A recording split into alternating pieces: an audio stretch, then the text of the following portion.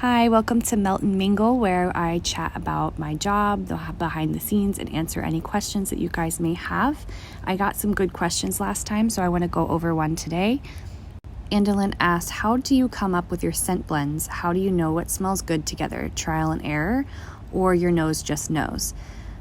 I really love this question because I do get very creative with some of the scent blends that I do. Some of them are really not what you would expect to smell good together, but certain things will surprise you. Like some floral and bakery goes well together and some absolutely does not. And I would say, yes, it's definitely trial and error. I spend a lot of my free time just sitting in the studio and smelling different things together. My method is to kind of take those little cotton balls and I soak it up with a little bit of the oil and I put them in a Ziploc bag, and then I'll come back to it later, because at first it might smell pretty good and then you come back to it later and you're like, what was I thinking? This smells terrible. It's really nice when I can find a fragrance that absolutely no one else offers but also smells great.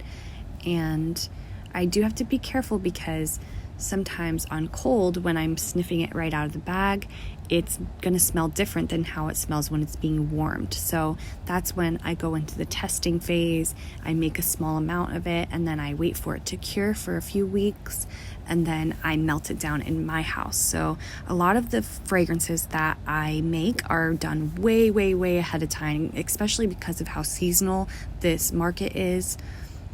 So oftentimes you'll see me pouring summer scents in the summer, but those were all planned out months and months ahead, sometimes even a year or two ahead, because everything has to be planned out and tested long before those seasonal times come around.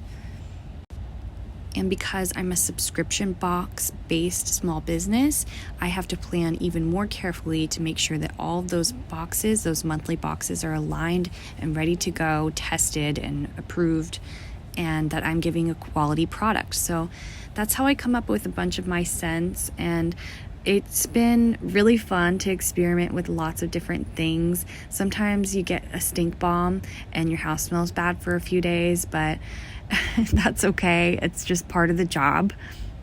When I first started my business, I only had base oils. I never blended them together, and that worked for me for a while. But after a time, once I had that base line of oils that worked great for me, I started experimenting with things that worked well together, and then kind of started getting out of my comfort zone. And once my business started growing more, I had more of a budget to work with, to do more experiments, have more failures, because that does happen in this job. You are going to come up with things that just simply don't smell good and they're going to go to waste. As long as you're doing this in a small amount, you shouldn't waste too much, but it's just inevitable that sometimes you're going to make stuff that doesn't look good or doesn't smell good. So it's just part of it. And I think as I've gone on longer, I have less mistakes because I do just generally know what's going to work and what doesn't.